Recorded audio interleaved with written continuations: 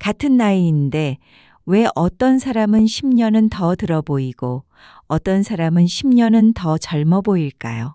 우리가 막연히 운명이라고 넘겼던 이 질문에 오늘 한 노화 학자가 숫자로 답을 내립니다. 노화 속도의 70%는 우리가 매일 반복하는 생활 환경, 바로 습관에서 비롯된다는 사실입니다. 건강 장수를 위한 노화 방지는 병을 약으로 고치듯 치료로 해결할 수 없습니다. 노화는 병이 아니기 때문입니다. 그래서 더 무서운 점은 특별한 증상 없이도 우리가 매일 하는 먹는 방식, 움직이는 양, 잠과 스트레스 관리에 따라 노화의 시계가 빠르게도 느리게도 돌아가고 있다는 점입니다. 그런데 대부분의 사람들은 몸이 확연히 나빠진 다음에야 이제 좀 고쳐볼까 하고 뒤늦게 시작하죠. 오늘 함께 볼 책은 이 지점을 정면으로 건드립니다. 노화는 병이 아니며 노화 여부는 매일매일의 생활 환경에 달려 있고 이는 우리 스스로의 노력으로 조절할 수 있다. 노화 분야의 세계적인 권위자 유병팔 교수의 125세 건강 장수법입니다. 저자는 펜실베니아 의과대학과 텍사스 주립대학교에서 노화 연구를 이끌며 영양과 산화 스트레스가 노화에 미치는 영향을 평생 파고든 학자입니다. 이 책에서 그는 40여 년의 연구와 자신의 실천을 바탕으로 노화는 언제, 어디서부터 시작되는지, 유전 30%, 환경 70%라는 말이 실제로 무엇을 의미하는지, 왜 과식과 운동 부족, 산화 스트레스, 잘못된 질병 관리가 노화를 앞당기는지, 그리고 어떻게 절식과 운동이라는 가장 단순한 방법이 수명 연장과 기능 보호를 동시에 이끌어내는지 논리적이면서도 실생활에 와닿게 설명합니다. 특히 저자는 말로만 이야기하지 않습니다. 하루 한 끼 식사와 매일 2시간 이상 운동을 오랫동안 직접 실천해 90이 넘은 나이에도 건강하게 일상을 유지하고 있는 모습으로 그 효과를 보여주고 있습니다. 기적의 약 대신 오늘 우리가 당장 바꿀 수 있는 식사량, 움직임의 양, 생활 리듬이 바로 진짜 장수 비약이라는 메시지입니다. 이번 영상에서는 노화의 시작 시점과 개인차, 현대 생활 환경이 만드는 4가지 노화의 모순, 나이가 들수록 변해가는 체질과 내장 지방, 뇌노화, 그리고 절식과 운동, 멜라토닌이 들려주는 회춘이 아닌 저속노화의 비밀까지 함께 살펴보려고 합니다. 오늘도 끝까지 좋은 책방과 함께 해주세요. 영상이 도움이 되신다면 구독과 좋아요 부탁드립니다. 노화는 언제부터 시작될까? 사람마다 왜 이렇게 다를까? 우리는 보통 나이가 들어 보인다. 요즘 좀 늙은 것 같다는 표현을 외모나 체력이 떨어진 순간에 떠올리곤 하죠. 그래서 자연스럽게 노화는 60대나 70대쯤에 시작된다고 생각하기 쉽습니다. 그런데 실제 연구에서는 이런 생각이 완전히 틀릴 수 있다고 말합니다. 저자가 소개하는 듀크 대학교의 장기 추적 연구는 놀라울 정도로 다른 결과를 보여줍니다. 그 연구팀은 태어난 지 얼마 되지 않은 사람들을 무려 38년간 꾸준히 관찰하면서 혈액 검사부터 폐기능, 심혈관 상태까지 총 18가지 신체 기능을 추적했습니다. 그렇게 긴 시간 동안 지켜보니 아주 분명한 패턴이 드러났습니다. 바로 노화는 생각보다 훨씬 일찍 시작되고 사람마다 완전히 다른 속도로 진행된다는 사실입니다. 예를 들어 어떤 사람은 26세부터 이미 뚜렷한 노화의 징후가 나타났고 또 어떤 사람은 50세 가까이 돼서야 변화가 시작되었습니다. 이 차이가 얼마나 큰지 생각해 보면 참 의미심장합니다. 같은 40대라고 해도 어떤 사람은 생물학적으로는 30세일 수 있고 또 어떤 사람은 이미 50대 중반 수준의 기능을 보이기도 한다는 거죠. 그렇다면 왜 이런 차이가 생기는 걸까요? 이 질문에 대한 답을 찾기 위해 과학자들은 오랫동안 쌍둥이 연구에 집중해 왔습니다. 특히 일란성 쌍둥이는 태어날 때 똑같은 유전자를 가지고 나오기 때문에 환경이 사람에게 어떤 영향을 미치는지를 알아보는데 아주 중요한 자료가 됩니다. 놀랍게도 똑같은 유전자를 가지고 태어난 쌍둥이가 각기 다른 환경에서 40에서 50년을 지내고 난 뒤 유전자를 분석해 보면 DNA의 작동 방식 자체가 완전히 달라져 있다는 사실이 확인되었습니다. 이 현상을 후성 유전학, 즉 에피제네틱스라고 합니다. 유전자가 변하는 것이 아니라 같은 유전자가 어떻게 작동하느냐를 결정하는 스위치가 켜지고 꺼지는 방식이 달라지는 것이죠. 이 스위치를 켜고 끄는 힘이 바로 생활 환경, 매일의 습관입니다. 그래서 노화 연구에서는 이제 이렇게 말합니다. 유전이 노화에 영향을 미치는 비율은 약 30%이고 나머지 70%는 생활 환경이 결정한다. 사실 이 말을 듣고 나면 조금은 마음이 놓이기도 합니다. 아무리 부모님의 건강 상태나 체질을 닮았다고 해도 내가 어떻게 살고 있느냐에 따라 노화의 속도를 충분히 바꿀 수 있다는 뜻이니까요. 저자가 강조하는 것도 바로 이 지점입니다. 오래 못 산다고 부모 탓을 할 게 아니라 지금의 내 생활을 먼저 돌아보라. 사실 이런 연구 결과는 단순히 흥미로운 과학적 사실이 아니라 우리 몸에 대한 시각 자체를 바꿔놓습니다. 우리는 늘 몸 전체가 한꺼번에 늙어가는 줄 알았죠. 하지만 실제로는 장기마다 다른 속도로 각각 노화가 시작됩니다.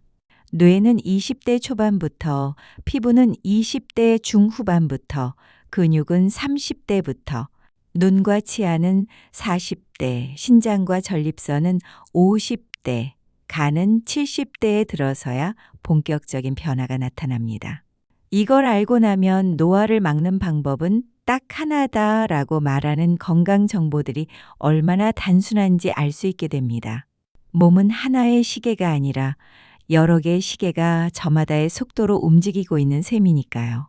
그렇다면 우리 일상에서는 어떤 것들이 이 여러 시계를 더 빠르게 돌리게 만들까요? 저자는 이 부분에 대해 정말 솔직하게 이야기합니다. 현대인의 생활 환경은 안타깝게도 노화를 촉진하는 요인들로 둘러싸여 있다는 겁니다. 우리가 매일 마시는 산소는 생명에 절대적으로 필요하지만 동시에 세포를 공격하는 활성산소를 만들어냅니다.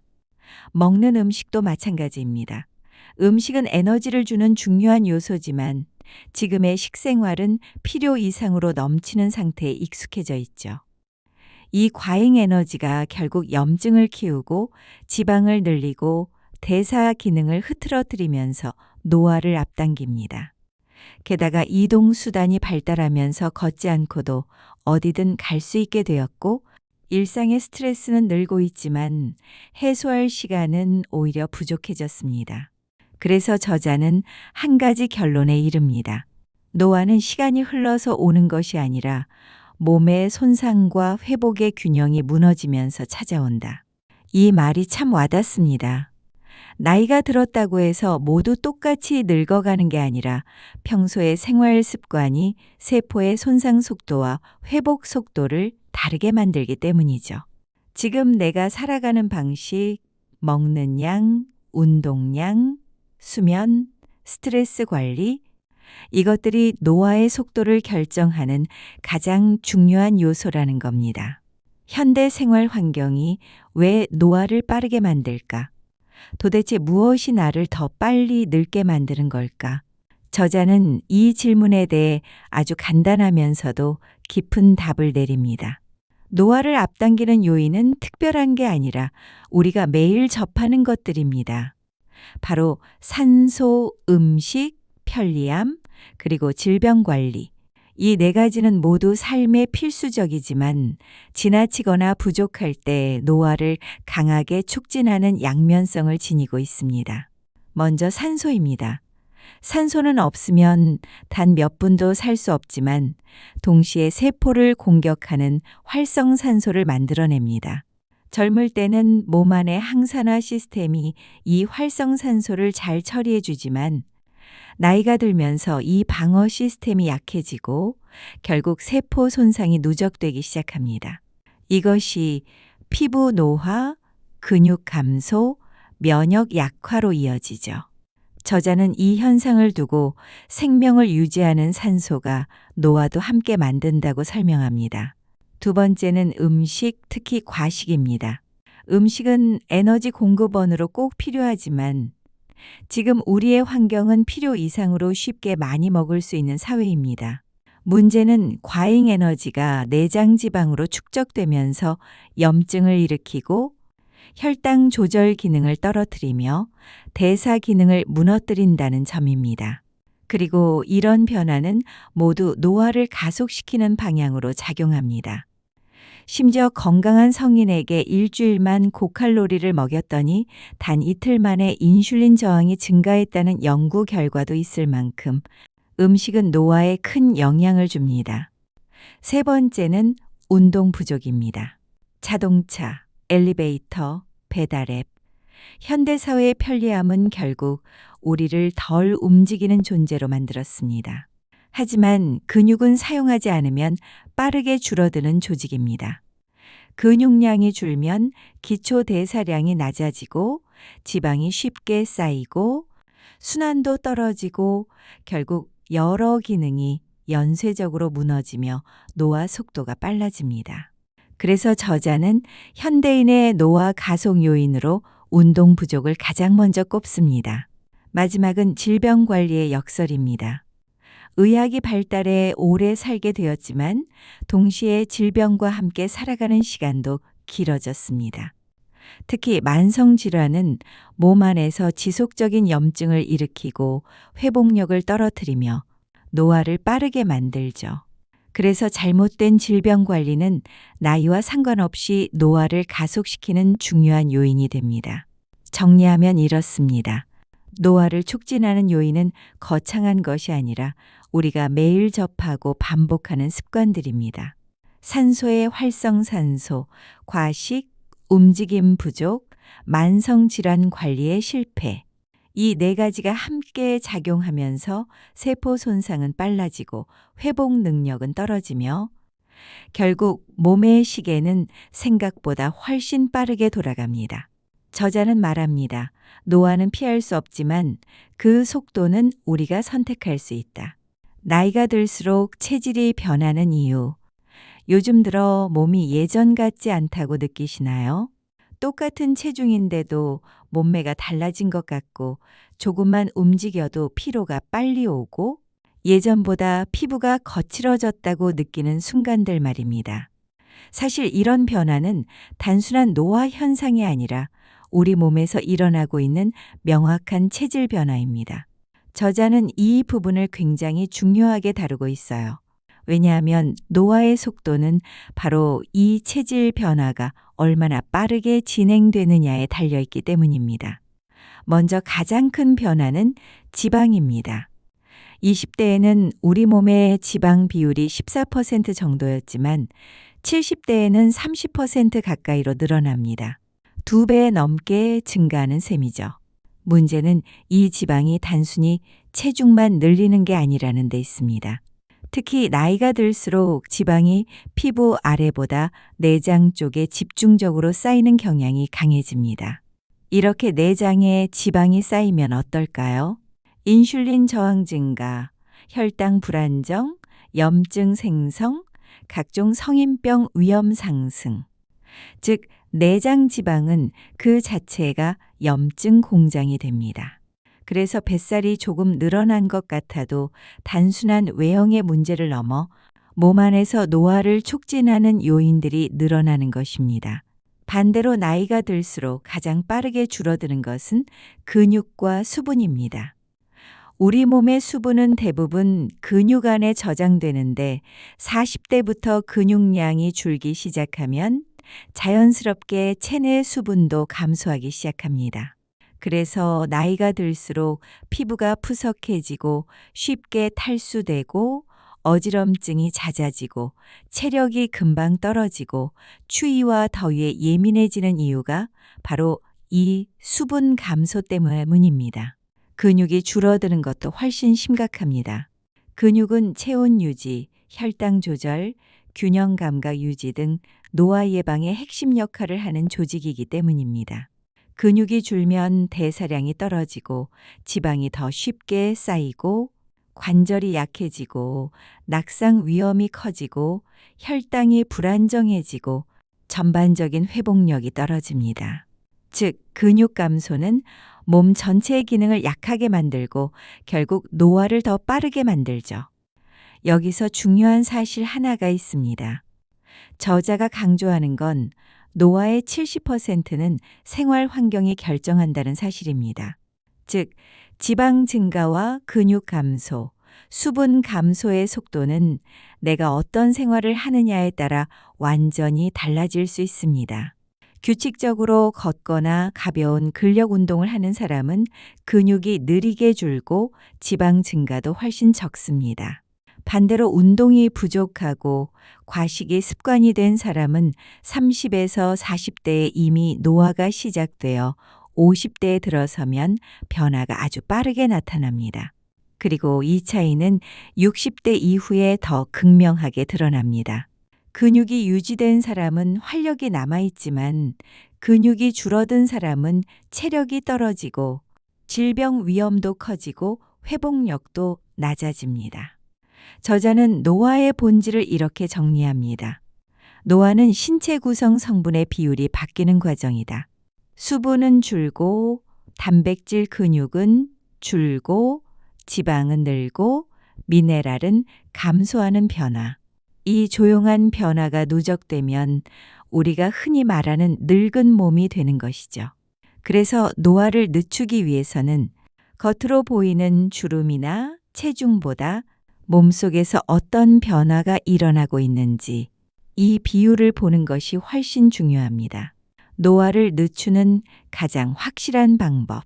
이제 많은 분들이 이런 질문을 하실 겁니다.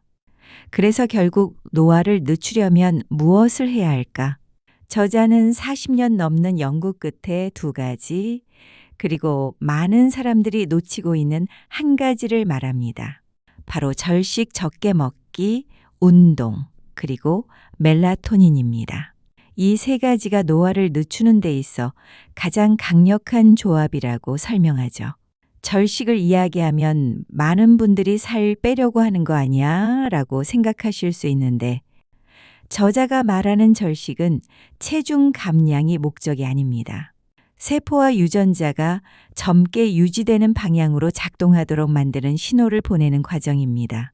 절식이 시작되면 우리 몸은 에너지 사용을 효율적으로 바꾸고 지방 합성보다는 면역과 회복에 에너지를 우선 배분하고 세포 손상을 줄이기 위해 방어 체계를 강화합니다.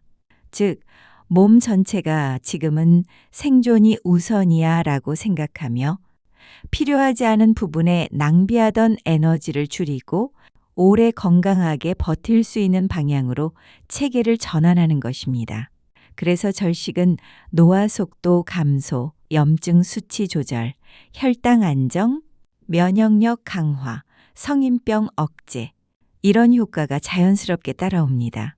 놀라운 점은 절식이 실험동물뿐만 아니라 인간에게도 똑같은 효과를 보여준다는 사실입니다. 저자는 이 점을 강조하며 자신도 하루 한 끼 식사와 꾸준한 절식을 실천해 90세가 넘도록 건강을 유지하고 있다고 설명합니다. 운동은 절식만큼 강력합니다. 절식이 세포를 젊게 유지하는 역할을 한다면 운동은 몸의 기능을 실제로 젊게 유지하는 역할을 합니다. 실제 연구에서도 일주일에 3,500칼로리를 운동으로 소모한 사람들은 신체 나이가 실제보다 3에서 4년 더 젊게 측정되었다고 하죠. 하지만 절식과 운동의 차이점이 하나 있습니다. 절식은 최대 수명까지 늘릴 수 있지만 운동은 평균 수명을 연장시키는 데 더 강한 효과가 있다는 점입니다. 결국 둘은 서로의 한계를 보완합니다. 그래서 저자는 이렇게 말합니다. 노화를 늦추는 가장 현명한 방법은 절식과 운동을 함께하는 것이다. 마지막으로 저자가 강조하는 것이 바로 멜라토닌입니다. 흔히 잠을 유도하는 호르몬으로만 알려져 있지만 멜라토닌의 역할은 이보다 훨씬 큽니다. 멜라토닌은 강력한 항산화 작용, 면역 조절, 만성 염증 억제, 암 억제, 장 기능 보호, 이렇게 다양한 기능을 하고 있습니다. 장에 있는 멜라토닌은 장벽을 보호하고 염증을 억제하고 심지어 장 기능을 회춘시키는 역할까지 합니다. 또한 사춘기 이후 퇴화하는 흉선의 기능을 회복시키는 역할도 확인되었는데 이 흉선은 면역력을 결정하는 매우 중요한 기관입니다. 멜라토닌이 줄어들면 면역력이 떨어지기 시작하고 그때부터 노화가 눈에 띄게 진행된다는 연구도 있습니다. 그래서 멜라토닌은 흔히 노화시계라고 불립니다. 이 호르몬이 얼마나 잘 분비되느냐에 따라 몸 전체의 회복력과 젊음이 유지되는 속도가 달라지기 때문입니다. 절식, 운동, 멜라토닌 세 가지가 맞물릴 때 저속 노화가 가능해진다. 저자가 결론적으로 말하는 것은 단순합니다. 노화는 막을 수 없지만 그 속도는 얼마든지 늦출 수 있다는 것입니다.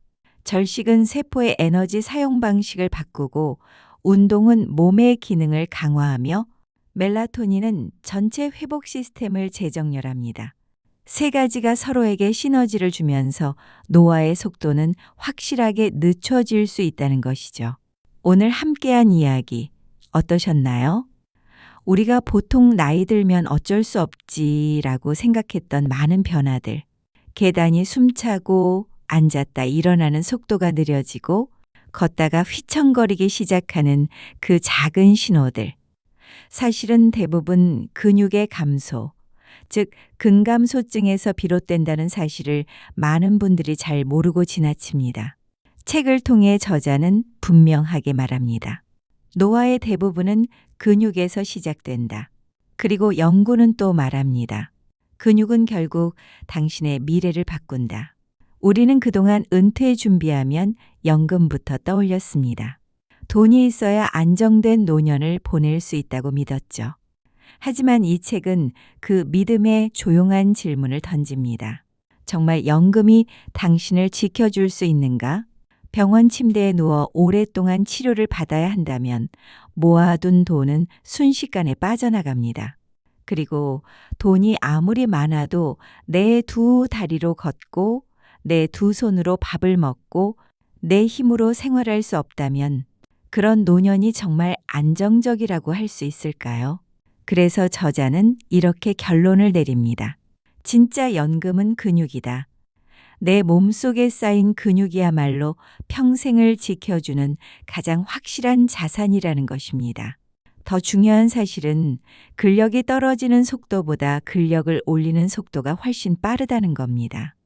70세든 80세든 90세든 우리 몸은 움직이면 반응하고 사용하면 강해지고 자극을 주면 회복한다는 점입니다.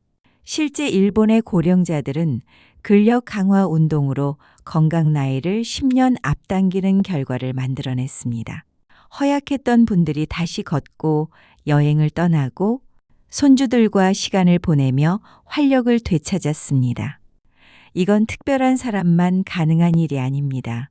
근육은 누구에게나 회복할 기회를 줍니다.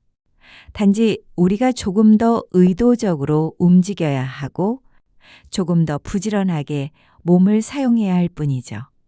오늘 들려드린 운동들, 복잡한 도구도 필요하지 않고 큰 공간도 필요하지 않습니다. 의자 하나만 있어도 시작할 수 있습니다. 매일 5분, 10분씩만 투자해도 근력은 확실하게 변화합니다. 그리고 절식, 운동, 멜라토닌이라는 노화를 늦추는 세 가지 키워드도 기억해 주세요. 음식을 조금 줄이면 세포는 젊어지고 몸을 부지런히 움직이면 기능이 살아나며 멜라토닌을 챙기면 면역과 회복력의 토대가 안정됩니다. 그 결과 우리는 70대, 60대의 근력을 80대, 70대의 보행 능력을 유지할 수 있습니다. 이게 단순한 비유가 아니라 실제 연구에서 증명된 사실입니다. 노년의 가장 슬픈 일은 돈이 없는 것도 시간이 없는 것도 아닙니다. 내가 하고 싶은 일을 몸이 허락하지 않는 순간이 오는 것, 그것이 가장 큰 상실감입니다. 하지만 우리가 지금부터 작은 노력을 쌓아가면 그 상실감을 크게 늦출 수 있습니다. 그리고 그 시간은 우리를 훨씬 더 자유로운 노년으로 데려다 줄 거예요. 운동은 운을 바꾸는 움직임이다. 오늘 단 한 번의 움직임이 내일의 건강을 바꾸는 첫걸음이 됩니다. 여러분의 근육 연금, 오늘부터 천천히 그러나 꾸준히 모아보시길 바랍니다. 좋은 책방은 여러분의 건강한 노년을 언제나 응원하겠습니다. 영상이 도움이 되셨다면 구독과 좋아요, 알림 설정 부탁드립니다. 오늘도 함께 해주셔서 진심으로 고맙습니다.